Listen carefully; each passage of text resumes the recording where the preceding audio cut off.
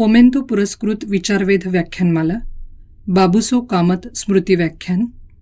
वक्ते डॉक्टर सदानंद श्रीधर मोरे. विषय संत साहित्य.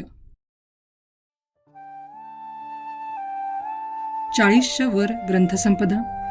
महाराष्ट्र टाइम्स, लोकसत्ता, सकाळ यासारख्या वृत्तपत्रांनी व साधना, लोकप्रभा, विवेक अशा साप्ताहिकातून विपुल लिखाण केलेले डॉक्टर सदानंद मोरे यांनी तत्वज्ञान तसेच प्राचीन भारतीय संस्कृती आणि इतिहास या विषयातून MA केले आहे. The Gita a theory of human action हा गुरुदेव दामले पुरस्कार प्राप्त प्रबंध सादर करून त्यांनी PhD प्राप्त केली. पुढे UGC कडून मिळालेल्या कारकीर्द पुरस्कार या योजनेअंतर्गत Krishna the man and his mission या विषयावर त्यांनी पोस्ट डॉक्टरेट संशोधन केले आहे. सावित्रीबाई फुले पुणे विद्यापीठ येथे त्यांनी तत्वज्ञानाचे प्राध्यापक व विविध अध्यासनांचे समन्वयक म्हणून आपली कारकीर्द घडवली. साहित्याच्या अभ्यासकांनी आणि वाचकांनी त्यांच्या ग्रंथांना अलोट प्रतिसाद दिला. त्यांच्या उजळल्या दिशा या नाटकाला राज्य शासनाच्या पुरस्काराबरोबरच इतर 10 संस्थांचे पुरस्कार सुद्धा मिळाले. तुकाराम दर्शन या ग्रंथासाठी त्यांना 1998 सालचा साहित्य अकादमी पुरस्कार प्राप्त झाला व त्या व्यतिरिक्त आणखी 15 संस्थांनी त्यांना या ग्रंथाकरिता गौरविले. त्याचप्रमाणे लोकमान्य ते महात्मा या त्यांच्या ग्रंथासही अनेक संस्थांचे पुरस्कार प्राप्त झाले आहेत. त्यांना मिळालेल्या पुरस्कारांची यादी खूपच विस्तृत आहे. संत तुकाराम यांचे वंशज असलेले डॉक्टर मोरे हे संत साहित्याचे गाढे अभ्यासक आहेत. आजचा त्यांचा विषय आहे संत साहित्य.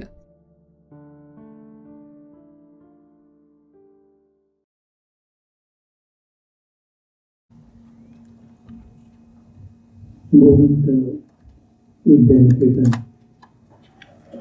या प्रख्यात आणि प्रतिष्ठित संस्थेचे अध्यक्ष रायसाहेब पाणी त्यांचे सर्व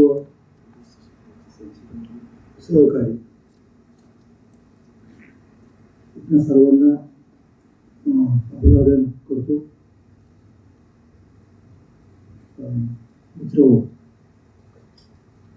प्रतिवर्षीप्रमाणे याही वर्षी आपण व्याख्यानमाला आयोजली आणि बाबूसो कामत यांच्या व्याख्यान देण्याची संधी मला आपण दिली. त्याबद्दल मी मनापासून आपले आभार मानतो. मला आपण विषय संत साहित्य असा दिलेला आहे आणि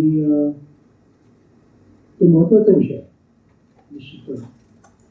तो एक स्वतंत्र विषय म्हणजे आता एक सांगायला हरकत नाही की मी संत साहित्यासंबंधी संतांच्या वाङ्मयासंबंधी संतांसंबंधी इतकं लिखाण केलं की माझ्यासाठी लोकांनी एक शब्द तयार केला, ते म्हणले संत साहित्यिक. संत नव्हे, लक्षात घ्या, संत साहित्याबद्दल काहीतरी नेहमी म्हणणारे, बोलणारे, लिहिणारे, म्हणून ते संत साहित्यिक असंच परिचय मला व्हायला लागला. आणि त्याच्यानंतर मी अनेक गोष्टी, म्हणजे मी कविता लिहिल्या, मी नाटकं लिहिली, मी उर्दू शायरी करतो, मी इतिहास, बाकीच्या सगळ्या प्रकारचे अर्थशास्त्र, संगीत, इंटरडिसिप्लिनरी ज्याला म्हणता येईल. अलीकडच्या काळात तर मी जगाचा इतिहास सध्या लिहितोय, कुठे कुठे ट्रम्पवरती बोलत असतो, AI वरती मी 5 वर्ष सांगतो लोकांना काय काय. तरी पण माझा लोक उल्लेख करताना संत साहित्याच्या अभ्यासात असा करतात आणि याचा मला अभिमान आहे. त्याचं कारण आहे माहिती का, की संत साहित्य हे पायाभूत आहे. म्हणजे मी अगदी मनापासून सांगतो की मला जर तो पाया मिळाला नसता तर ह्या बाकीच्या गोष्टी मला नसत्या करता. इतकं ते महत्वाचं आहे.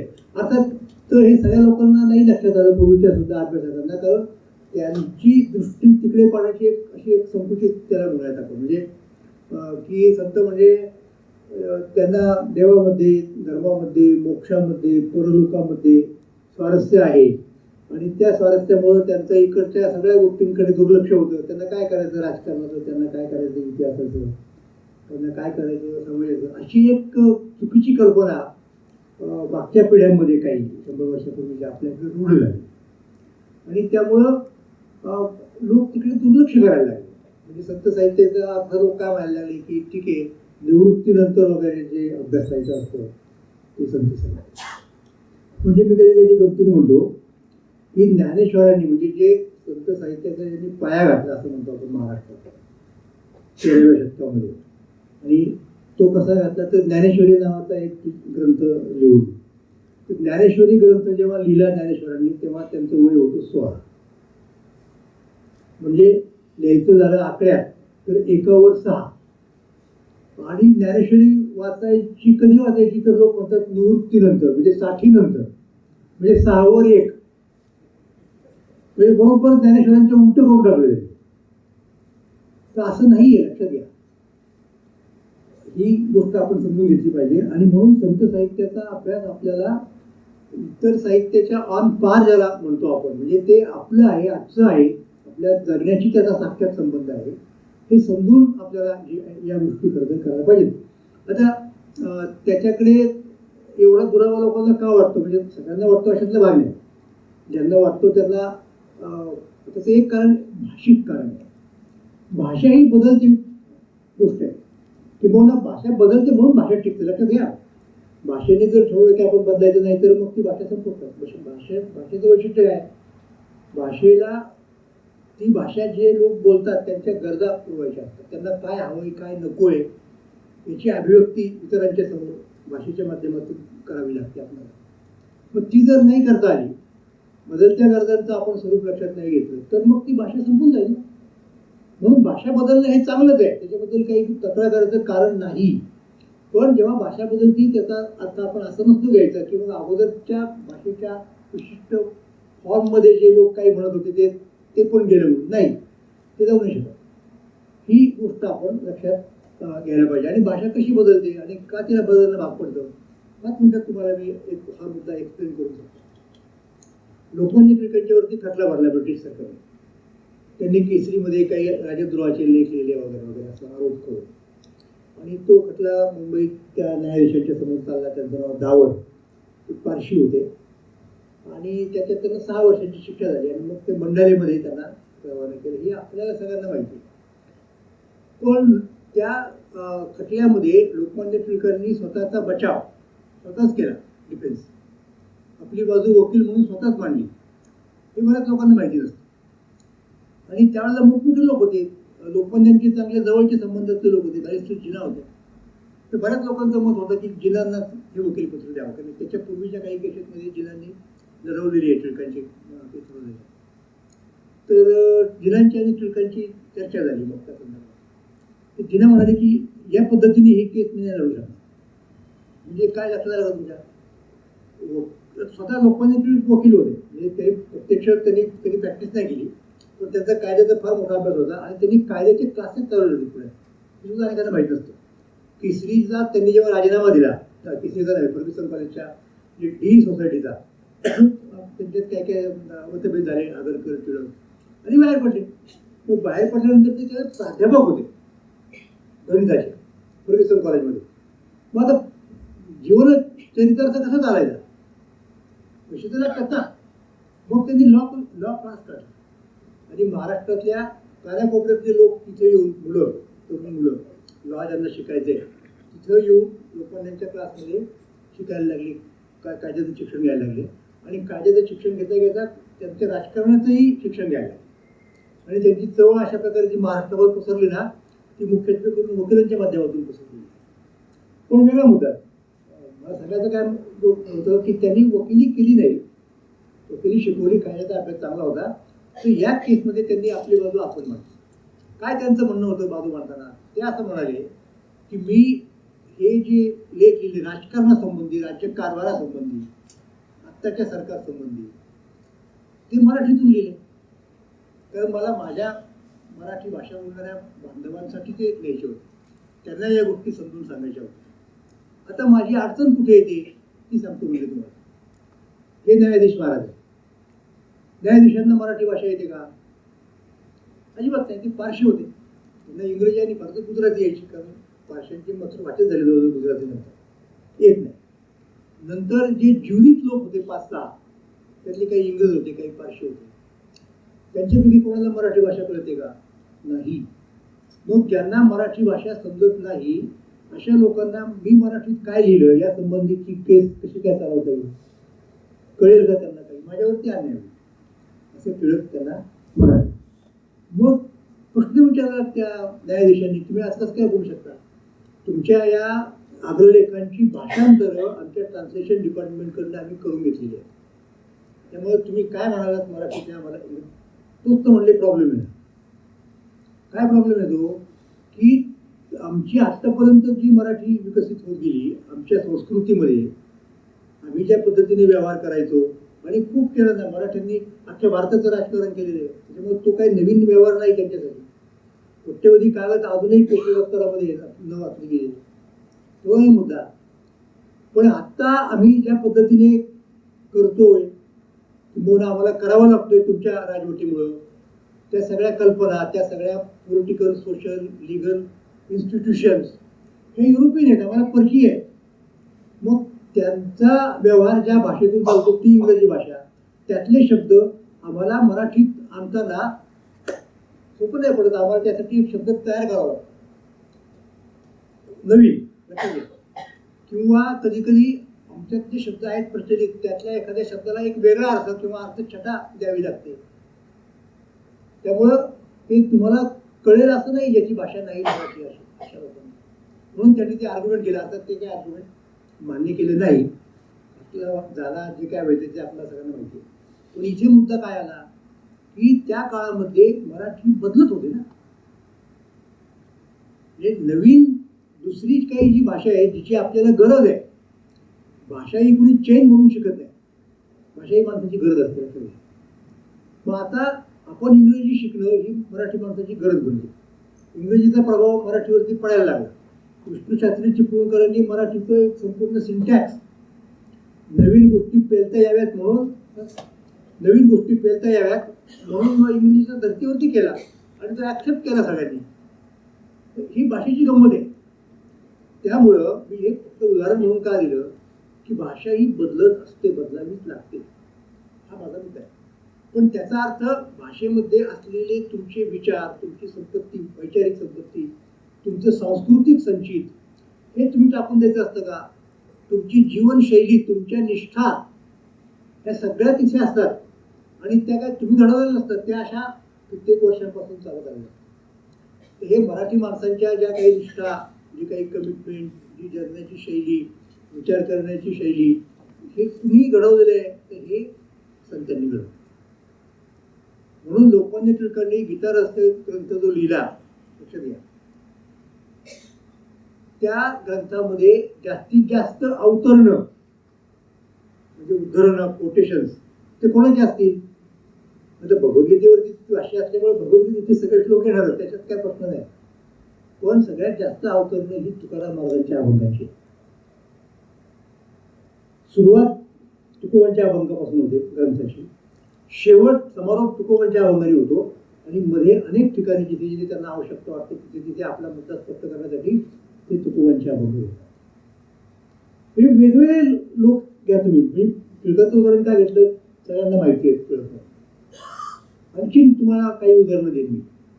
टिळकांचं उदाहरण सांगितलं, नंतर दुसरं उदाहरण सांगतो. टिळकांपेक्षा वेगळे विचार ज्यांचे असतील अशांची पण उदाहरणं घेतली पाहिजे. उदाहरणार्थ अलीकडच्या काळामधले टिळकांच्या नंतरचे सावरकरांचं उदाहरण घेऊन. सावरकर काही संत साहित्याचे अभ्यासक नव्हते, म्हणजे विशेष त्याला म्हणायचं आपण, परंतु त्यांनी त्यांचा जो एक ग्रंथ म्हणजे जो अतिशय महत्वाचा मानला जातो प्रबंध म्हणतात त्याला, हिंदुत्वावरचा प्रबंध, हिंदुत्व हे त्याचं नाव त्या प्रबंध. तर त्या प्रबंधात त्यांनी काय सांगितलेलं आहे, मांडणी अशी केलेली आहे, थोडक्यात सांगतो कारण ते आपलं हे नाही आहे, उद्दिष्ट नाही असतं की आम्ही लोक जे पुणे आहोत म्हणजे आम्ही हिंदू, हे काही इतरांच्या वरती आक्रमण करणारे, इतरांच्या गोष्टी लुबाडून घेणारे अशा कॅटेगरीचे नाही आहोत. इतरांच्या वरती धर्म आपल्याला आणणारे अशा प्रकारचे लोक नाही आहोत. पण आम्हाला नाईलाज म्हणून काही गोष्टी कराव्या लागतात, प्रतिकार म्हणून, आमचा बचाव म्हणून, नाही तर आम्ही नष्ट होऊन जाऊ ना.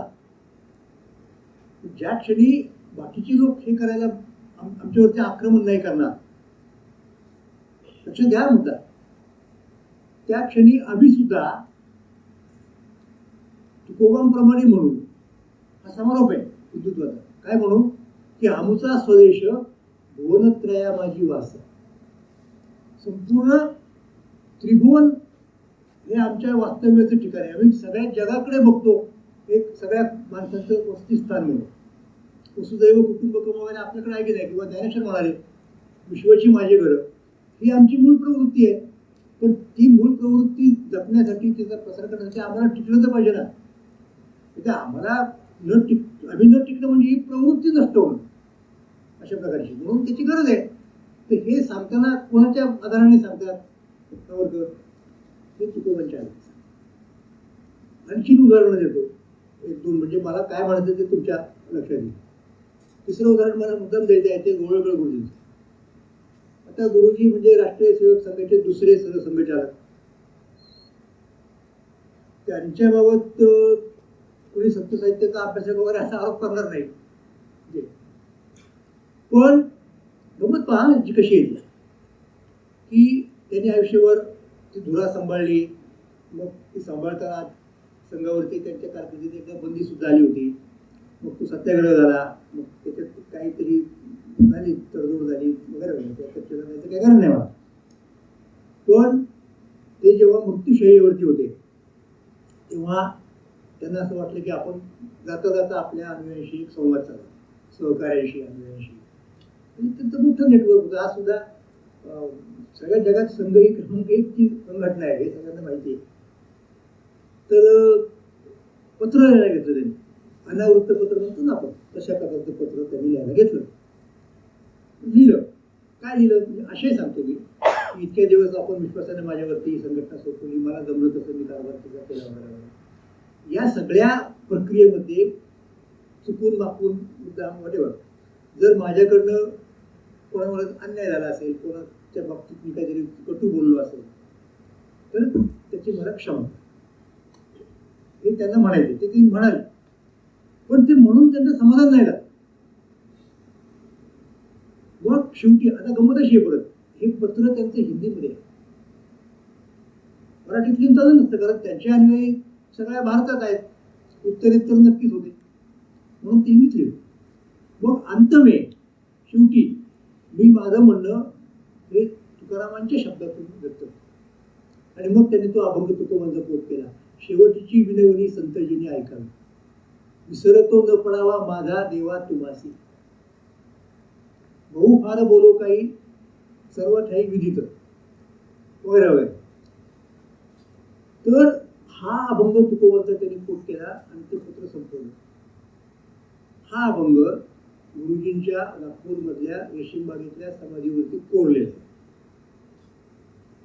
आता इथे तुमच्या लक्षात मुद्दा येईल की मराठी भाषा अशी एक भाषा आहे की ती समृद्ध आहे, आणि ती समृद्ध बनवण्यामध्ये जास्तीत जास्त वाटा हा संतांचा आहे. आता तुम्ही म्हणाल की मी ही तिन्ही उदाहरणं घेतली की साधारणपणे लोकांना एकाच पठडीतली वाटायची शक्यता आहे, जरी अंतर्गत भेद आहेत, आणि ज्याच्यावरती मी स्वतः लोकमान्य ते महात्मा अतिशय क्रिस्टल क्लिअर ते स्पष्ट केलेले आहे. एक हिंदुत्ववादी किंवा हिंदुत्वाचे अभिमानी असं त्यांना फार तर म्हणता येईल म्हणा. दुसरं तुम्हाला मी त्याच्यापेक्षा एकदम वेगळं उदाहरण सांगणार आहे. ते उदाहरण म्हणजे डॉक्टर बाबासाहेब आंबेडकर. डॉक्टर बाबासाहेब आंबेडकरांच्या घरामध्ये त्यांचे वडील हे कबीरपंथी होते, आणि त्या समाजामध्ये खूप संतांचा अभ्यास वगैरे असायचा, कीर्तनकार असायचे, लोकांना माहिती नाही आलं, गैरसमज असतात अनेक. अस्पृश्यता हा एक वेगळा मुद्दा आहे, पण त्या मंडळींनी खूप चांगलं जतन करून ठेवला होता धर्म त्यांच्यापुरता. त्यांचे अनेक कीर्तनकार, त्यांच्या दिंड्या पंढरपूरला जाणाऱ्या पालखी बरोबर पहिल्यापासून चालत आलेल्या. तर मग सुभेदार रामजी बाबा यांच्या घरी पारायण व्हायची, रामविजय, हरिविजय अशा ग्रंथांची, ज्ञानेश्वरी वगैरे वगैरे. आणि त्याच्यामुळे बाबासाहेबांचा अभ्यास आपोआपच बऱ्यापैकी झाला होता लहानपणी, त्यांना माहिती होतं सगळं काय ते. मग जेव्हा बाबासाहेबांनी 1919 साली आपल्याला राजकारणात पडायचं आहे, म्हणजे कर्मात पडणं ही त्यावेळेला वेगळ्या प्रकारची कल्पना होती.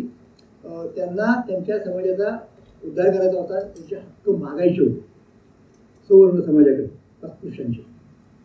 मग त्याच्यासाठी काय करायला पाहिजे, त्याच्यासाठी उपकरण काय, ऑर्गन, हत्यार काय म्हणतात त्याला म्हणा, वर्तमानपत्र काढलं पाहिजे तर आपलं म्हणणं जाईल सगळ्यांच्या पर्यंत. म्हणून त्यांनी वर्तमानपत्र काढलं.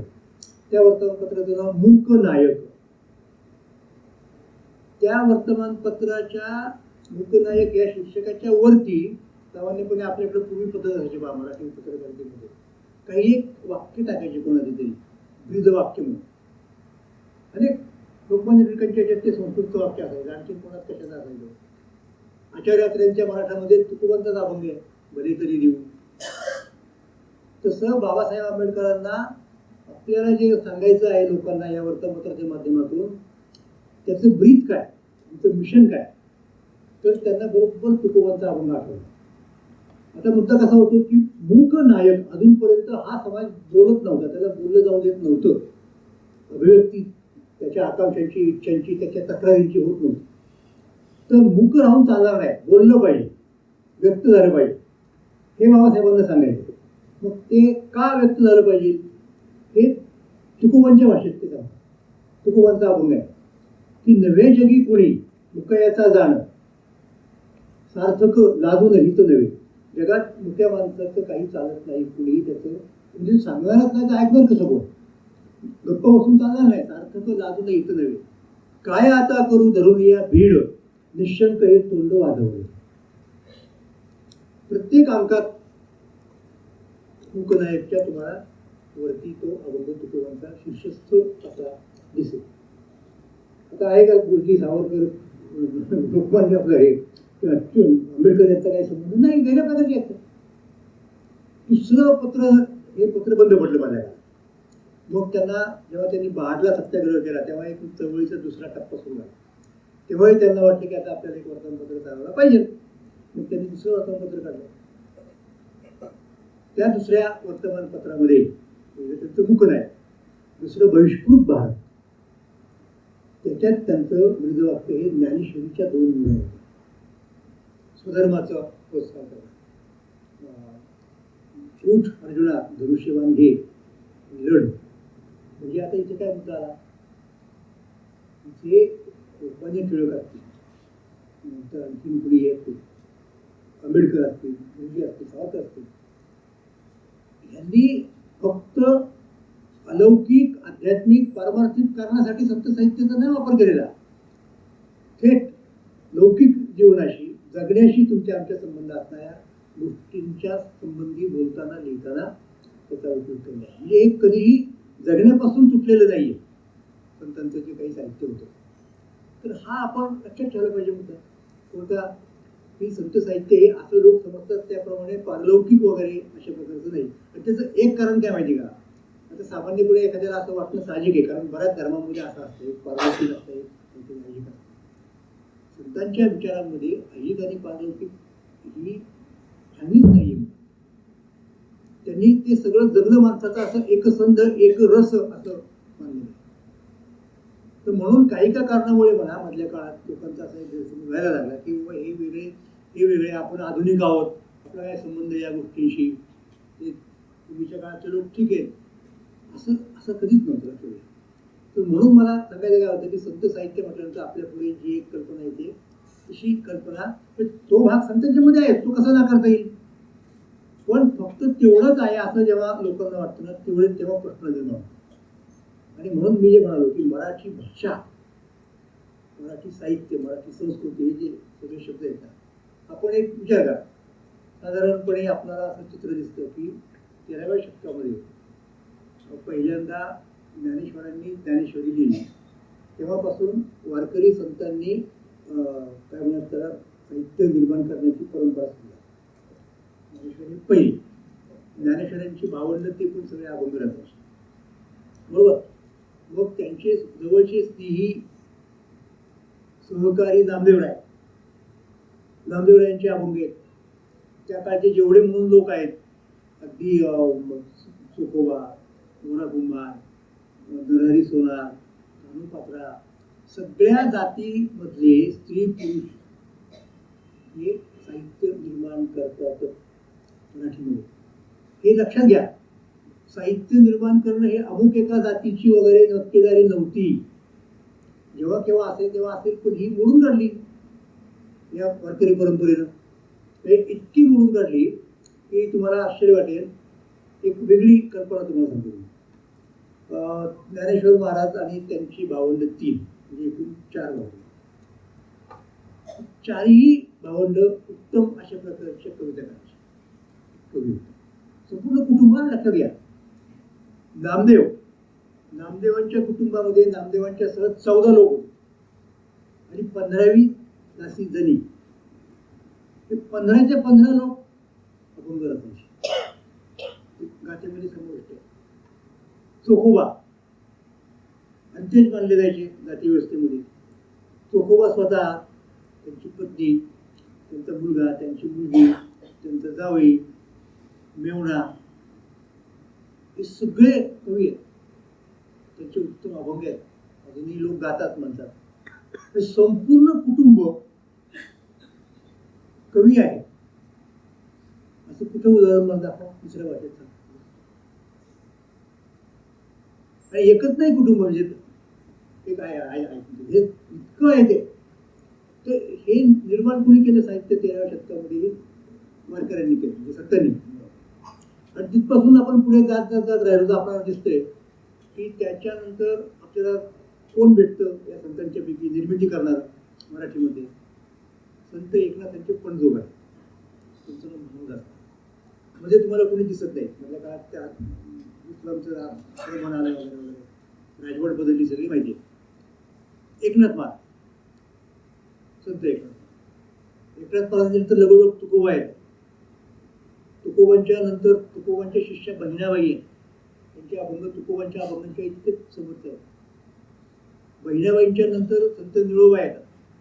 म्हणजे ही परंपरा कुठपासून तुम्हाला दिसते? 13व्या शतकाच्या अखेरपासून तर 1296 वगैरे ज्ञानेश्वरी, 1290 ज्ञानेश्वरीचा लेखन काळ आहे, इसवी सन. तर थेट 1750, म्हणजे जवळजवळ 500 वर्ष, 5 शतकं मराठी भाषेमध्ये चिरस्थायी असं साहित्य कोणी निर्माण केलं? कोण होते लेखक, कोण होते कवी? संतच होते. इतरांनी काही कोणी लिहिलं नाही वगैरे अशातलं भाग नाही. आणि काही मंडळी लिहिलं त्यांनी, पण त्यांच्यापैकी आज किती शिल्लक आहे मला सांगा तुम्ही? माहिती आहेत का नाव कोणाला? दासोपंत नावाचे कवी होऊन गेले आपल्याकडे. त्यांच्यासारखा प्रोलिफिक रायटर म्हणतो आपण, झालंच नाही.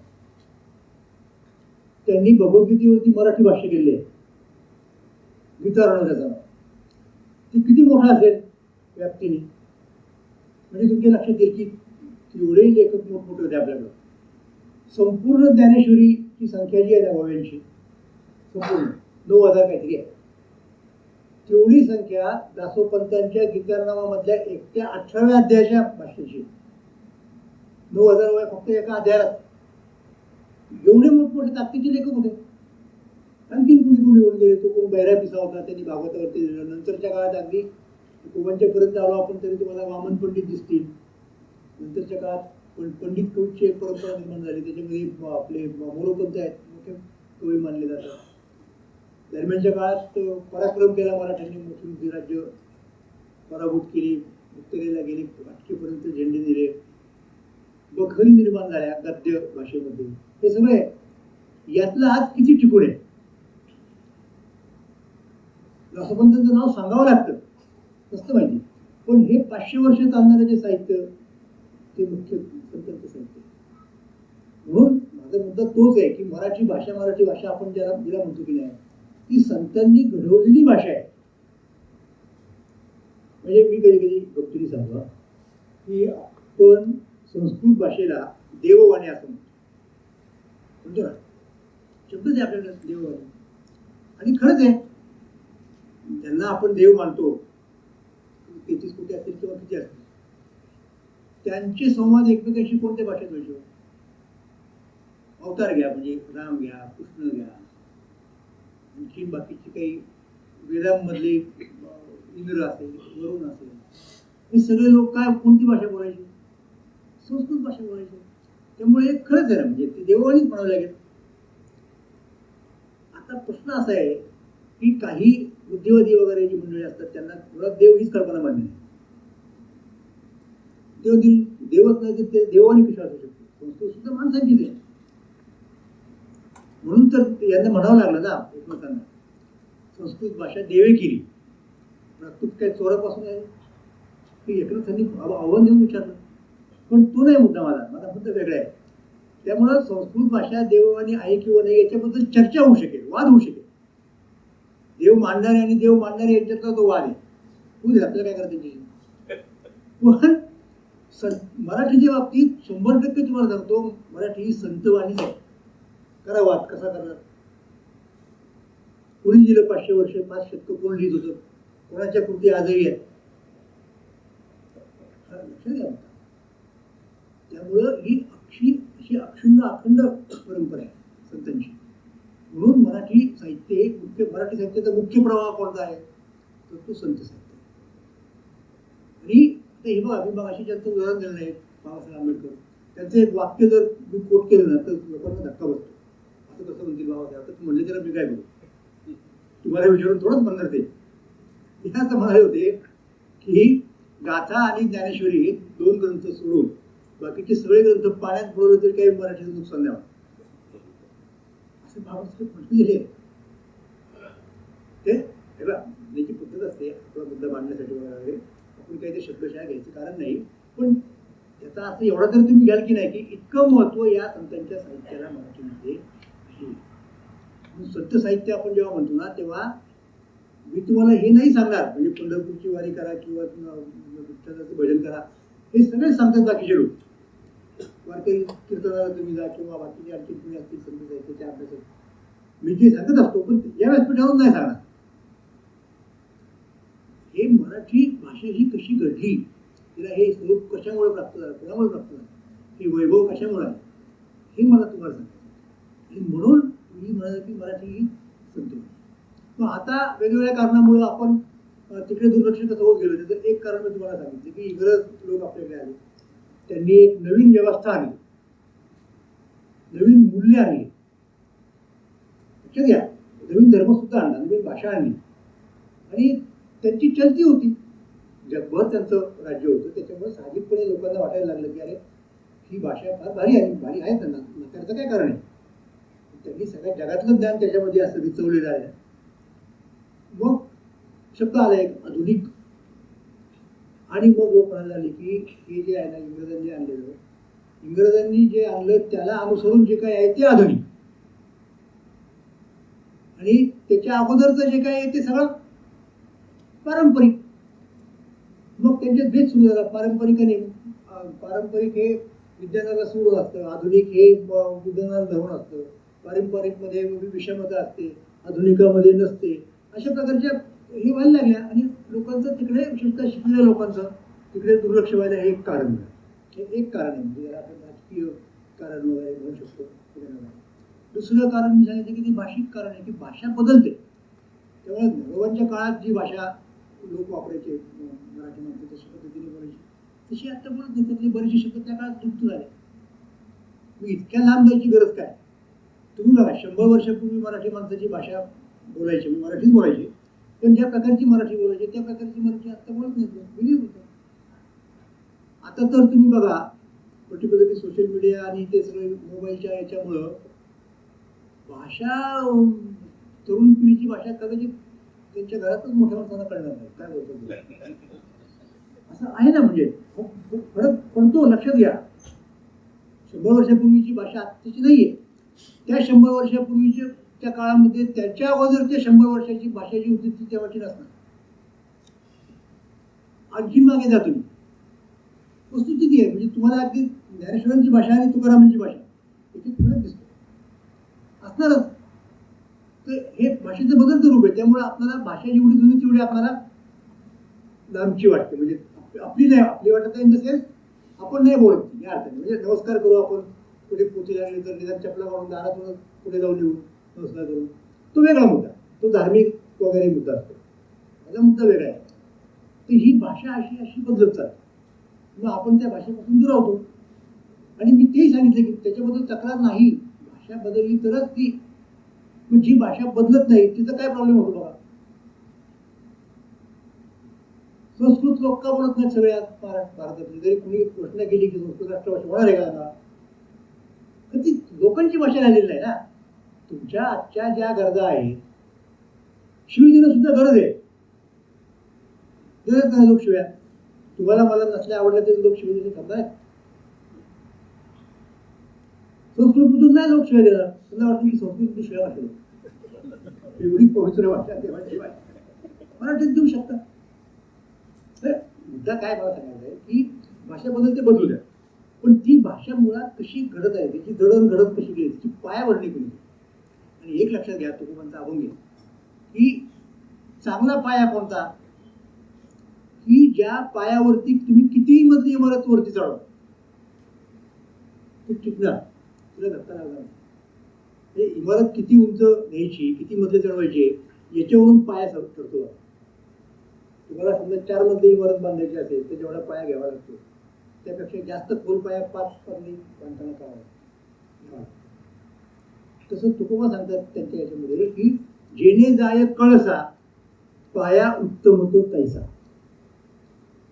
कोणता पाया उत्तम मानला जाईल, बक्षीस पात्र ठरेल, इंजिनियर लोकांच्या संघटनेच्या जर काही ठेवली बक्षीस वगैरे, तर ज्या पायामुळं हमखासपणे इमारत वरपर्यंत जाऊ शकते, मध्ये कोसळत नाही. कॉन्ट्रॅक्टर कुणी का असेना, तोही एक प्रश्न असतो. तर हा पाया आहे, तुमच्या आमच्या भाषेचा हा पाया आहे. आणि ही पायाभरणी किती वर्ष झाली होती, 500 वर्ष झाली. 18व्या शतकाच्या मध्यापर्यंत, म्हणजे जळोबा येईपर्यंत. आणि त्याच्यानंतर सुद्धा इंग्रजी काळात किंवा मधल्या काळात काय म्हणतात त्याला आपण, आक्रमण होते आपल्यावरती, दुसऱ्यांची राज्य होती, त्या राज्यकर्त्यांनी त्यांची भाषा आणली राजकारणात, राज्यकारभारात. मुसलमानांचं जेव्हा राज्य होतं नाही ते महाराष्ट्रात, तेव्हा राज्यकारभाराची भाषा ही पर्शियन भाषा. कोणालाही आपली दाद मागायची असेल दरबारात, पर्शियनमध्ये अर्ज करायला लागला. नंतर तिची जागा मधल्या काळात शिवाजी महाराजांचं मराठ्यांचं राज्य झालं तेव्हा वेगळी परिस्थिती. परत ज्या वेळेला ते राज्य संपलं आणि इंग्रजांचं राज्य आलं तेव्हा आपल्याला नाही तरी सगळी लकब इंग्रजांची घ्यावी लागली, त्यांची भाषा पुढे आली. मग जेव्हा सत्ता नव्हती तेव्हा ही भाषा टिकली कशी, ती याच्यामुळे टिकली, सत्ताच्यामुळे टिकली. आता मी तुम्हाला फक्त ही नावं घेतली, तुम्ही काय म्हणाल एखाद्या वेळेला किंवा ठीक आहे हे एवढे संत झाले, चांगली गोष्ट आहे, त्यांनी गेलं उत्तम, ते अजून टिकलं, पण आपण ते का टिकले याचा विचार नाही करू शकत.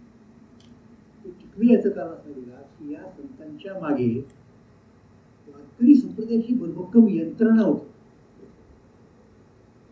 ते जे अभंग लिहायचे की नाही, ओव्या लिहायचे की नाही, तर त्या काळात त्याचा प्रसार कसा होणार, आपल्याकडे मुद्रणकला तर नव्हतीच ना, आपण लिहायचो, हस्तलिखित असायची.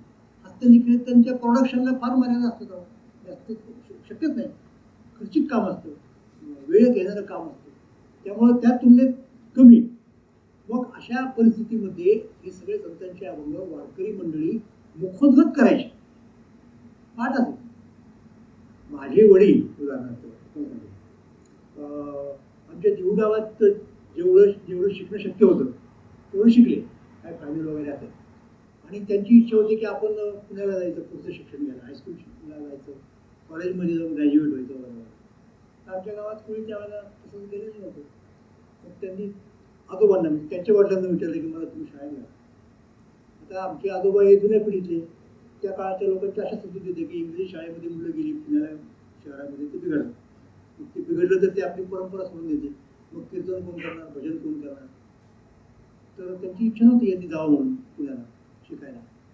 पण नाही कसं म्हणायचं, बरं इथून एक पोरगा आणि चांगला, त्याला काय नाव ठेवावं किंवा त्याच्याकडून असं काही चमत्कार बरं वाईट घडलं अशातला मुद्दाच नव्हता. मग त्यांनी काय युक्ती केली माहिती का, हो म्हणले काय नाही, दररोज पाठवतो की तुला, फक्त एक काम कर, म्हणजे काय, गाथा पाठ कर, ती पाठ केली की तुला पाठवतो पुण्याला शिकायला पुढचं. दोघांना वाटलं की तिथं करायला लागलं, पाठ करण्याचं 4,500 हाकून गेले. आमच्या वडिलांनी एका वर्षाला गाथा पाठ करून. आता म्हणले काय, ते पाठांतराची जी कल्पना आहे ना, आणि मग ते झालं पाठ करणं. नुसत्या पाठाने काही होत नाही. कीर्तनामध्ये त्या अभंगांचं निरूपण केलं जातं, त्याच्यावरती चर्चा असते, ती तो एक डिस्कोर्स असतो, त्याचा अर्थ सांगितला जातो, तो एक सामुदायिक आविष्कार असतो भाषेचा. आणि एरवी ते असतंच, म्हणजे घरी लोक पारायण करायचं. अशा कित्येक वारकरी लोक होते की सकाळी आंघोळ झाल्यानंतर गाथा आणि ज्ञानेश्वरी वाचल्याशिवाय काही द्यायचं नाही, खायचं नाही, प्यायचं नाही वगैरे. हा झाला कर्मकांडाचा भाग असं म्हणता येईल. पण एरवी कीर्तनामध्ये आणि सगळ्या महाराष्ट्रातले लोक गोवा धरून पंढरपूरला जायचे वारीसाठी. विशिष्ट वेळेला जाताना अभंग म्हणत येणार, तिथे गेल्यानंतर परत सगळीकडं वेगवेगळ्या फळांची कीर्तनं चालू असतात. तिथे जाऊन त्यांचं श्रवण होणार, नवीन अभंग ऐकायला मिळणार, नवीन अर्थ उलगडणार. तर हा जो भाषा व्यवहार 500 वर्षामधला फक्त लिखाणाचा नाही, थोर लोकांनी लिहिलं संतांनी, तो वेगळा मुद्दा. सर्वसामान्य लोकांच्या पर्यंत त्या यंत्रणेच्या मार्फत वारीमुळं, कीर्तनामुळं ही भाषा अशी पसरली आणि टिकली. म्हणून मराठी भाषा हीच मुळात तिचा गाभा आहे संत साहित्य, तिची पायाभरणी आहे संत साहित्य. म्हणून आंबेडकरांसारख्यांना असं वाटतं अजून सुद्धा काय की ते ठीक आहे, बाकीचे जरी बोललं तरी चालेल, दोन ठेवा, मराठीचं काही बिघडणार नाही असं त्यांना वाटतं. असं या थोर लोकांच्या असं लक्षात येतं की आपण त्यांचे अभंग वर्तमानपत्रात वापरले पाहिजे, संवादात कुठेतरी कोट केले पाहिजे. पण मुद्दा फक्त याचा नाही आहे, लक्षात घ्या. म्हणजे त्याला आपण काय म्हणतो, साहित्यामध्ये एक प्रकारची एम्बेलिशमेंट असते, म्हणजे अलंकारिक इम्प्रेशन पडतो कोणावर तरी, म्हणूनच ठेवलं आहे समर्थांनी असं. एखादा माणूस म्हटलं बाकीचे ऐकताना काय म्हटले बघूयात समर्थांनी असं म्हणतात आणि त्यात बसतात. म्हणजे तो वेगळा मुद्दा. म्हणजे आपल्या म्हणण्याचं समर्थन करण्यासाठी वापरणं, आपलं भाषण प्रभावी ठरण्यासाठी वापरणं, इम्प्रेशन पाडणं, हा हा हा मुद्दा आहे. इथे आणखीन वेगळ्या प्रकारचे मुद्दे. मी आत्ता ज्यांची नावं घेतली ते सगळे लोक जुन्या काळातले आहेत. म्हणजे आपले आत्रे असतील किंवा हे आंबेडकर असतील, नाही म्हटलं तरी बघा ना तुम्ही म्हणाल की ते गेलं, ठीक आहे, आता ते स्वातंत्र्य काळातले लोक होते टिळक किंवा कुणी. आता प्रश्न पुढचा येतो, ज्याला आपण खऱ्या अर्थाने आधुनिक म्हणतो. खऱ्या अर्थाने म्हणजे आधुनिकता सुद्धा नंतरची आहे. काही लोक त्याला उत्तर आधुनिक वगैरे वगैरे तो वेगळा मुद्दा झाला. पण आता तुम्हाला एकच उदाहरण देईल आणि ते इंटरेस्टिंग उदाहरण. तर आपल्यापैकी अनेकांनी मराठी साहित्याचं ज्यांचं वाचन आहे त्यांनी गौरी देशपांडे यांचं नाव नक्की द्यायचं असणार. गौरी देशपांडे या अलीकडच्या काळात झालेल्या फार बोल्ड म्हणतात त्यांना, अशा प्रकारच्या कादंबरीकार, कथाकार, त्यांच्या त्या सगळ्या साहित्यामध्ये ज्याला आपण आधुनिक म्हणतो, म्हणजे स्पष्टपणे स्त्री पुरुष संबंधांचं वर्णन वगैरे वगैरे सगळं. म्हणजे त्यांना आधुनिक म्हणण्यात तर कोणाची अडचण नाही. नक्की त्या इरावती करायच्या त्या याच्यात नाही. तर त्यांची एक कादंबरी, त्या कादंबरीचं नाव आहे दुस्तर हा घाट. कादंबरीचं नाव काय? दुस्तर हा घाट. कादंबरीचा विषय असंच आधुनिक आहे. म्हणजे आधुनिक माणसाला जगताना काय, विशेषतः स्त्रियांना, तरुणांना काय, कशाला सामोरं जावं लागतं. कादंबरी चांगली आहे, गाजली त्या काळामध्ये. तर ते गौरी देशपांडेंना हे माहिती होतं की आपण जे शीर्षक दिले की नाही, ते शीर्षक तुकाराम महाराजांच्या अभंगातून दुस्तर हा घाट. फक्त त्यांना नेमकं आठवत नव्हतं की नेमकं कुठल्या अभंगातून. केव्हा तरी ऐकलं असेल, ते राहिलं असेल फक्त घर करून मनामध्ये, आणि त्याचा असा उपयोग आत्ताच्या कॉन्टेक्स्टमध्ये करता येतो, म्हणून त्यांनी तो केला. पण त्यांना कोणीतरी सांगितलं किंवा त्यांना माहीत झालं की सदानंद नावाचे संत आहे आणि त्यांचा बरा अभ्यास आहे. त्यावेळेला नेमक्या त्या पुणे विद्यापीठातच नोकरी लागली होती इंग्रजी विभाग. मी तेव्हा तत्वज्ञान विभाग टाकायचो. तर त्यांनी मला एकदा फोन केला, म्हणजे येत्या का चहा प्यायला म्हणले माझी कादंबरी म्हणजे मी वाचलेली आहे. त्याच्यातलं हे जे वचन आहे ते तुकोबांचं आहे असं मला पक्क आठवते, पण मला नेमकं संपूर्ण पाहिजे, हे तुकडा झाला म्हणजे सांग. त्यांनी त्याच्या डायरीत लिहून दिलं. महाराजांचा अभंग असा आहे की आपण वाट चालतो की नाही, वाट चालताना घाट लागतो. वाट चालताना घाट लागतो. तर घाट चढणं अवघड असतं. काम क्रोध आड पडिले पर्वत, विशेषतः पर्वत ओलांडून जाणं फार अवघड असतं. मग त्यासाठी आपण घाट करतो. पण घाट सुद्धा भले पर्वता इतका उंच नसेल, तो चढत असते ना ती. काम क्रोध आड पडिले पर्वत, राहिला अनंत पलीकडे. देव पलीकडे आहे, आपण इथे आहोत आणि मध्ये काम क्रोधासारखे म्हणजे विकार वाचण्यासारखे पर्वत आहे. काम क्रोध आड पडिले पर्वत, राहिला अनंत पलीकडे. न चलवे मज, न चलवे मज, नुल्लंघवे वाट, दुस्तर हा घाट वैरी आमचा. परत दोन्ही चरण म्हणतो. काम क्रोध आड पडिले पर्वत, राहिला अनंत पलीकडे. न चलवे मज, नुल्लंघवे वाट, दुस्तर हा घाट वैरी यांचा. तो दुस्तर हा घाट बाईंनी उचलला आणि ते आपल्या कादंबरीला हे एकट्या माहिती झालं. पण एरवी मराठी साहित्यामध्ये 1960 नंतर एक मोठा जबरदस्त प्रभावशाली साहित्यिकांचा वर्ग निर्माण झाला आणि त्यांनी स्पष्ट भूमिका घेतली की आम्ही जे आधुनिक आहोत ते आमच्या परंपरेचा त्याग करून आधुनिक झालेलं नाही. आमच्या परंपरेतून आधुनिकतेकडे यायला वाट सरळ आहे आणि ती परंपरा आमच्या संतांची परंपरा आहे. हे ज्या लोकांनी सांगितलं त्यातली दोन नावं आपल्याला बहुतेकांच्या परिचित असतात. एक अजूनही आहेत, त्यांना परवाच पुरस्कार द्यायला, एक बालचंद्र नेमाडे आणि दुसरं दिलीप पुरुषोत्तम चित्रे. यांनी विशेषतः चित्र्यांनी तुकाराम महाराजांच्या अभंगांचा इंग्रजी भाषेत अनुवाद केला. निवडक अभंगांचा सेज तुका या आणि अनुवादाची परंपरा फार जुनी आहे. पण मी आता लेटेस्ट म्हणून तुम्हाला सांगतो. साठोत्तरी साठानंतरचा भाग आहे सगळा. तर चित्रे इंटरनॅशनली प्रसिद्ध आहे होते. तर सगळ्या लोकांना जगातले जेवढे जेवढे मोठमोठे साहित्यिक होते त्यांना चित्रे माहिती असायची आणि इंग्रजी भाषा बहुतेकांना कळायची. तर अनेक साहित्यिक असे निघाले की ज्यांनी चित्र्यांचा अनुवाद म्हणजे चित्र्यांनी केलेल्या तुकोबांचा अनुवाद वाचला इंग्रजीतला. यांना मराठी येत नव्हती पण त्या अनुवादावरून आपल्या भाषेत अनुवाद केला. मग कुणी जर्मनीत केला, कुणी जपानीमध्ये केला, कुणी आणखी कुठल्या भाषेत केला. एकाने ॲस्पेरॉन्तोमध्ये केला. ॲस्पेरॉन्तो अशी एक भाषा आहे मुद्दाम निर्माण केली. काही ज्याला आपण स्लॅविक भाषा म्हणतो म्हणजे रशिया वगैरे कसं प्रकारची भाषा. एक इग्ना ग्रुश्कोवा नावाचे बाई आहेत, रशियन स्कॉलर आहेत. त्यांनी रशियन भाषेमध्ये अनुवाद केला. म्हणजे मुद्दा हे किती व्यापक आहे. तुकोबा असं म्हणाले होते की नवे शब्द एक दिवशी सांडी गिवसी कोणाला. मराठीत लिहिलं म्हणजे आपण मराठी जन्मलो म्हणून मराठीत लिहिलं, पण याचा अर्थ फक्त मराठी लोकांच्या पुरती लिहिलं असं नाही. झाली माझी वैखरी विश्वभरी व्यापक. विश्वाला उद्देशून बोलता येते ते म्हणजे ह्युमॅनिटी म्हणतो आपण, त्या ह्युमॅनिटीला उद्देशून बोलतो. भाषा ही एक ऍक्सिडेंटल गोष्ट आहे या कॉन्टेक्स्टमधून पाहिजे तर. म्हणून ते गेले सगळीकडे या पद्धतीने जायला लागले. मला फ्रेंच लोकांची गोष्ट आहे. फ्रान्सचे लोक किंवा जगात जर सगळ्यात कोणी रसिक वगैरे असतील आणि त्याची टेस्ट म्हणतो आपण लिटररी टेस्ट म्हणजे अतिशय अभिरुची वेगळ्या प्रकारची रिफाईन वगैरे ते फ्रेंच वगैरे. त्यांची दारू पण रिफाईनच असते. म्हणजे रिफायनरी तसं नाही मला म्हणायचं. रिफाईन म्हणजे संस्कारित वगैरे अशा प्रकारे काय काय असते ते असते. तर त्यामुळं त्यांना एखादी गोष्ट आवडणं हे फार आवडतं.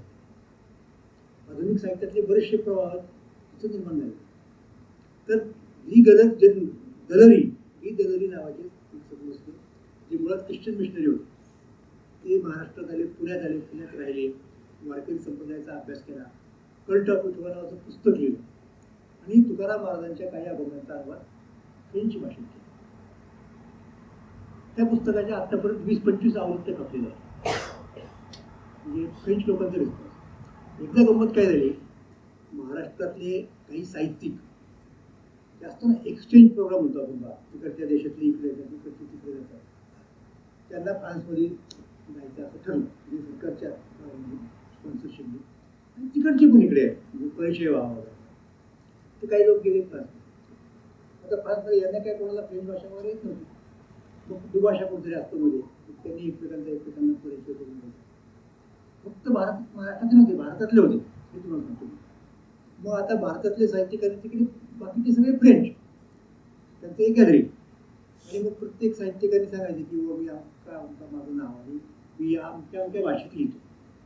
मग आता लोक उठले, कुणी म्हणाले मी बंगाली साहित्यिक आहे. आता बंगालचं नाव म्हणजे टागोरांना नोबेल मिळाल्यामुळे माहिती आहे सगळ्यांच्या जगात माहिती. हिंदी भाषा खूप लोक बोलतात आणि राष्ट्रभाषा आहे, त्याच्यामुळे तिचंही नाव माहिती असतं. माझ्या काळात तमिळ लोकांनी बऱ्यापैकी बाजी मारलेली आहे परदेशात.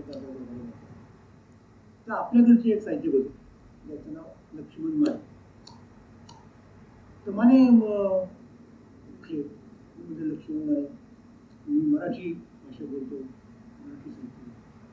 तर कोणती भाषा बोलतो माहीत नव्हतं, मराठी भाषा बोलतो अनेकांना नेमकी. तर त्यांनी काय केलं बिचाराने, 2-4 नाणावलेल्या साहित्यिकांची नावं सांगितली. आपल्या दृष्टिकोनातून नाणावलेल्या महाराष्ट्र हे माहित नाही तुम्हाला, हे माहित नाही तुम्हाला. मग का नष्ट त्यांना असं वाटलं, ते म्हणजे ते तुकाराम होऊन गेले बघा, त्यांनी कविता केल्या, त्यांनीच करायला सांगितलं. माहिती आहे आम्हाला जनरींनी जे त्यांचा अनुवाद केला तेच ना, तीच ना मराठी भाषा. हो. तर हे अशा पद्धतीचे फक्त मराठी म्हणताना सुरुवातीला मराठीपुरतं बोलू, पण ते मराठीपुरतं मराठी नाही असेल, त्याची पोटेन्शियलिटी जर आपण पाहिजे, त्यातलं अपील आपण जर पाहिजे. म्हणून मी मुद्दा या 2 लोकांचं नाव असं घेतलं की हा जो द्वंद्वाचा मुद्दा असतो ना, जो युरोपात किती द्वंद्व झाला, म्हणजे परंपरेतून आधुनिकतेकडे येताना काय काय घडलं युरोपात तुम्हाला माहिती ना. किती विरोध केला तिथल्या वैज्ञानिकांना, कोणाला चिटकी ठेवून मारलं, कोणाला तुरुंगात टाकलं, कोणावरती लेहची बंदी घातली. अहो तुम्हाला माहित नाही अनेकांना, ज्या वेळेला आपल्याकडे शिवाजी महाराजांनी स्वराज्याचं काम सुरू केलं होतं त्यावेळेला इंग्लंडमध्ये काय चाललं होतं, युरोपात काय चाललं होतं, प्रोटेस्टंट आणि कॅथॉलिक यांच्यामधलं युद्ध जोरात चाललं होतं. एकनाथ महाराज ज्या वेळेला लिहित होते, तुकाराम महाराज ज्या वेळेला लिहित होते, ज्यांच्यामध्ये सगळ्या धर्मांच्या बद्दल समभावाची ट्रीटमेंट आहे, त्यावेळेला हे कॅथॉलिक आणि प्रोटेस्टंट एकमेकांच्या उरावर बसत होते युरोपमध्ये. आणि मग शेवटी त्यांच्या लक्षात आलं की अरे यांनी आपलं सगळ्यांचं नुकसान होते, दुसरं गाव आहे. मग सगळे एकत्र आले आणि वेस्ट फॅले नावाचं एक गाव आहे, तिथे त्यांनी बैठक घेतली आणि तडजोड केली की इथून पुढे युद्ध बंद. तेव्हापासून बरेच वर्षात ते युद्ध झालं आहे, त्याला वेस्ट फेलियन पीस म्हणतात. मग ते पुढे नंतर नेपोलियन वगैरे आला युद्ध. पण ते वेगळं, ही युद्ध 2 पंथांमधलं युद्ध. ज्यांनी किस्त पुराण मराठीत लिहिलं ते कुठले नागरिक, ते काही पोर्तुगालचे नव्हते, ते इंग्लंडमधले कॅथॉलिक. आणि इंग्लंडच्या प्रोटेस्टंटांनी इंग्लंडच्या कॅथॉलिकांना जगणं असह्य केलं, ते इकडे आहे. आता बघा इथे काही त्यांना प्रॉब्लेम आपण केला निर्माण दुसऱ्या लोकांनी नाही केला. हे जे मूल्य आहे आधुनिकतेचं, सहिष्णुतेचं, रॅशनल विचाराचं, ते आहे. असं हे चित्र लोक म्हणायला लागले आणि ते म्हणले आम्हाला याची काही गरज नाही, आम्ही आमचे परस्पर जाऊ शकतो याच्याकडनं, इतिहासाकडनं, परंपरेकडनं, आधुनिकतेकडनं. आणि याची जाणीव या पाश्चात्य लोकांना सुद्धा होती. म्हणजे मला 2 गोष्टी सांगितली महत्वाच्या, की आपल्याकडे 1818 मध्ये, आपल्याकडे महाराष्ट्र 1818 मध्ये पेशवाई बुडाली. बाजीराव पेशवाचा पराभव केला इंग्रजांनी आणि त्याला ब्रह्मावर्त नावाच्या उत्तरेच्या एका गावी दिलं बघा. काय तिथं स्नान संध्या करायची तिकट पेन्शन चालू केलं बघा. आणि इकडे त्याचं तेव्हा त्याला समज महाराष्ट्र. मग त्यांची सिस्टीम आली पहिल्यांदा कुठे असतात, मुंबई ही त्यांची राजधानी होती ना. जी पोर्तुगीजांनी त्यांना आंदोलन दिली तेव्हा ते कॅथोलिक आणि प्रोटेस्टंटांचं चालू होतं की नाही, त्यावेळेला इंग्लंड आणि पोर्तुगाल यांची भांडणं होती युद्ध. तर तो हुशार कोणीतरी राजा होता इंग्लंडचा, त्याच्या असं लक्षात आलं की भांडण मिटवण्याचं एक काम म्हणजे महाराजांचे लग्न कर, म्हणून पोर्तुगीजाच्या कॅथोलिक मुलीला इकडे पाठवून दिली इंग्लंडच्या देशात लग्न करण्यासाठी. मग त्याच्यात त्यांनी अंधन म्हणून मुंबई भेट दिलं पोर्तुगीज नेत्यांनी. मग तिथे इंग्रज फोफावले, त्यांनी त्याचं जगभर शहर ते मुख्य महत्त्वाचं केलं वगैरे वगैरे. तर तिथे मुंबईमध्ये त्यांनी हळूहळू शिक्षण सुरू केलं होतं, छपाईची कला आणली, या सगळ्या गोष्टी सुरू केल्या. आलं. मग पुढे गव्हर्नर, या सगळ्या गोष्टी गेल्या. तर साधारणपणे 1857 एक मोठं बंद स्वातंत्र्य युद्ध होतं, काय म्हणत ते झालं. आणि नंतर इथे मुंबई राज्याचे, त्यावेळेला महाराष्ट्र मुंबई राज्य होतं, त्याचे गुजरात सिंध प्रांत खाली कारवारपर्यंत त्याची व्याप्ती होती. तर तिथे 1857 साली मुंबई विद्यापीठाची स्थापना. 3 विद्यापीठे एकाच वेळेला निघाली, एकाच साली, कोलकाता, मुंबई आणि मद्रास, 3 विद्यापीठ. तर ती स्थापना झाल्यानंतर त्याचे पहिले कुलगुरू म्हणता येईल, म्हणजे त्या काळचे शिक्षण खात्याचे सचिव पण होते, त्यांचं नाव सर, त्यांना मिळाली पुढे सर पदवी, अलेक्झांडर ग्रँट. हे ऑक्सफोर्डमध्ये प्राध्यापक, ग्रीक भाषेचे अभ्यासक, अरिस्टॉटलचं नीतिशास्त्र आहे त्यांचं स्पेशलायझेशन. ऑक्सफोर्डच्या अरिस्टॉटल चेअरवरचे ते प्रोफेसर होते. तर ते इथे कुलगुरू झाले पहिले, आणि त्यांनी मुंबई विद्यापीठाची स्थापना केली. आणि आर्थर फ्रियर नावाचे संत होतं, त्यावेळेला गव्हर्नर मुंबई प्रांताचे. तर त्यांनी तुकाराम महाराजांच्या आवडले, मराठी शिकायचे लोक त्यावेळेचे. आणि त्याच वेळेला मिशनरी लोक इथे आले होते सगळे ख्रिश्चन धर्माचा प्रचार करण्यासाठी महाराष्ट्रात. अगदी जोरात त्यांचं प्रचार कार्य सुरू होतं. यांच्या काळामध्ये यांना तुकोबांच्या आवडले इतके आवडले की त्यांनी त्याच्यावरती एक निबंध लिहिला. आणि तो निबंध मुंबईच्या एशियाटिक रॉयल एशियाटिक सोसायटी लंडनला, त्याची इथे आवृत्ती एशियाटिक सोसायटी मुंबई, तर तिथे त्यांचा निबंध वाचला. आणि तो निबंध इंग्लंडमधल्या फॉर्टनाइटली रिव्ह्यू नावाचा एक तो निघायचा, त्याच्यात तो प्रकाशित अतिशय महत्वाचा. त्याच्यात त्यांनी काय म्हटलं असेल त्या निबंधाच्या कॉन्टेक्स्टमध्ये, की बरं का, ज्या लोकांच्या मुखामध्ये तुकारामाची त्या कविता येते आपल्या अभंग, त्यांना नैतिक दृष्टिकोनातून ख्रिश्चन धर्म हा श्रेष्ठ आहे हे पटवून देणं अशक्य. हे कोण सांगते? हा अलेक्झांडर ग्रँट नावाचा सर्वोच्च मनुष्य, मुंबई विद्यापीठाचा पहिला कुलगुरू तो सांगतो. आणि पुढे काय झालं, मग त्यांच्यामुळं त्यांच्या विद्यार्थ्यांनाही कळायला लागलं, जे मराठी होते, न्यायमूर्ती राजडे, डॉक्टर भांडारकर, थोर लोक आहेत सगळे त्यांचे विद्यार्थी. तर तुकोबांचा महिमा त्यांनी ग्रँटकडनं ऐकला. आणि मग त्यांना पुढे असं वाटलं या लोकांना की आपण तुकाराम महाराजांच्या अभंगाची एक काय त्याला आपण म्हणूयात अधिकृत काहीतरी प्रत छापली पाहिजे. मग कशी छापायची? सगळी गोष्ट आहे का ती? एवढे पैसे कोणी गुंतवायचे? इंदू प्रकाश नावाचा प्रेस होता. तर इंदू प्रकाश प्रेसवाल्यांनी ते प्रपोजल मुंबई सरकारकडे पाठवलं आणि काय सांगितलं की आम्हाला त्यासाठी आर्थिक मदत द्या छापायला. अलेक्झांडर ग्रँटनी शिफारस केली की तुकारामांचे अभंग छापण्यासाठी इंदू प्रकाश प्रेसला 24,000 रुपयांची ग्रँट द्यावी. 24,000. किती सालची गोष्ट सांगतो मी, 1869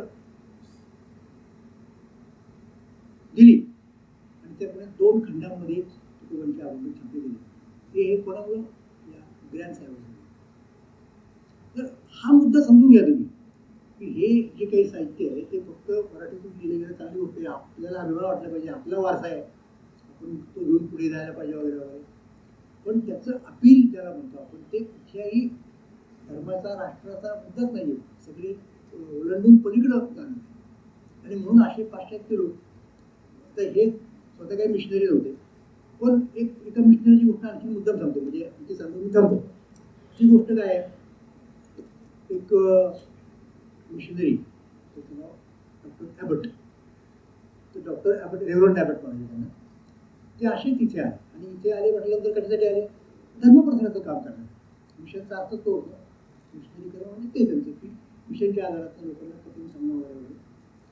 तर त्याप्रमाणे ते आले आणि त्यांनी मराठी शिकले आणि मराठी साहित्याचा अभ्यास केला. आणि अनेक संतांची चरित्र इंग्रजीत लिहिली. मुळात ती मैपतीने लिहिली मराठीत, त्याचं त्यांनी अनुवाद केला. आणि त्यांच्या लक्षात आलं शेवटी असं की अरे या लोकांना आपण कोण धर्मी सांगणार, परिपूर्णच आहे. त्यांनी मरताना एकुलती एक मुलगी होती. 30,000 पाऊंड रक्कम त्यांच्या आयुष्यातली पुंजी ती भारत इतिहास संशोधक मंडळाला दिली.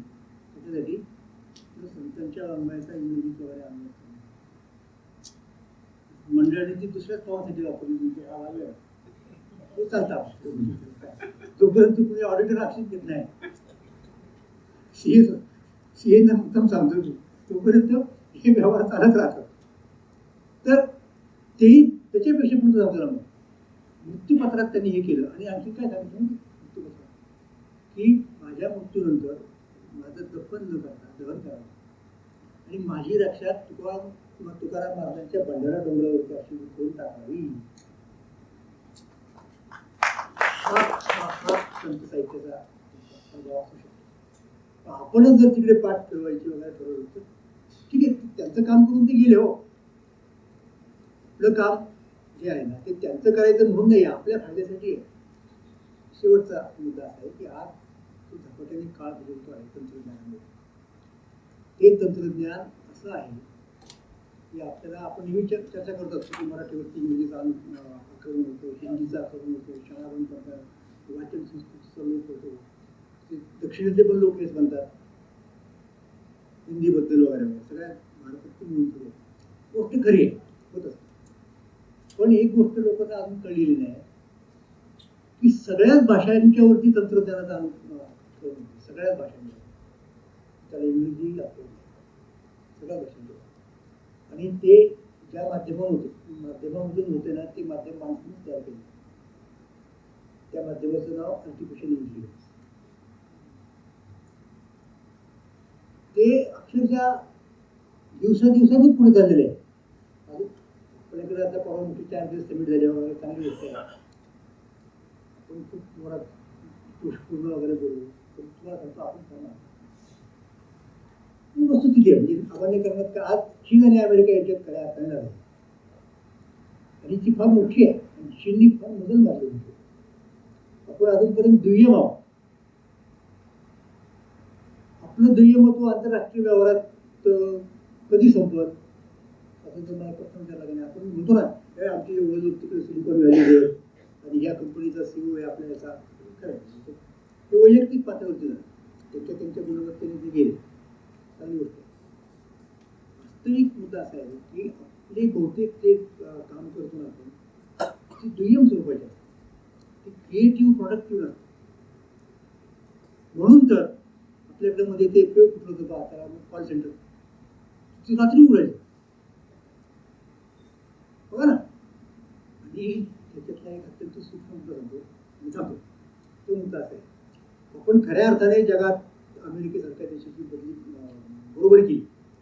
अमेरिका म्हणजे अजून अमेरिका एक नंबरवरती आहे असं आपण म्हणतोय. बघूया ट्रम्पमुळे काही खाली वर होतं का बघू आपण, पण आज तरी तो एक क्रमांकावरती आहे. माझं गमक कसोटी अमेरिकेच्या बरोबरीशी सोपी आहे, काही अभ्यासाची गरज नाही, कॉमन सेन्स पूर्ण आली मला. ज्या दिवशी अमेरिकेत जाणारी विमानं दिवसा उड्डाणं करतील भारतात, त्या दिवशी आपली अमेरिकेची बरोबरी नाही. लक्षात तुझा मुद्दा, त्यांच्याकडे रात्री विमानं उडतात का भारतात यायला? नाही, बंद असतात विमानतळ. रात्री काय भांडण क्वचित अपवादात्मक असेल त्या. आपल्याकडं आपण रात्री म्हणजे पासपोर्ट काढायला, व्हिसा काढायला आपण काय करतो आपल्याला माहिती, पण रात्री जाते आपल्याला गरज आहे. आपण दिवसा उचलून उडणार ते अमेरिकेला मान्य होणार, याचा अर्थ असा की तेव्हा अमेरिकेला आपली गरज आहे. तुमच्या टाइम टेबल प्रमाणे आम्ही नाही जाणार, आमच्या टाइम टेबल प्रमाणे तुम्ही चाल. इतकं जर आपल्याकडं आलं बळ तर आपण बरोबरी करू. आणि हे बळ येण्यासाठी आपल्याला आपली आयडेंटिटी ठेवली पाहिजे ना. आणि आपल्याला जर कोणी आयडेंटिटी दिली असेल तर ती संतांनी आणि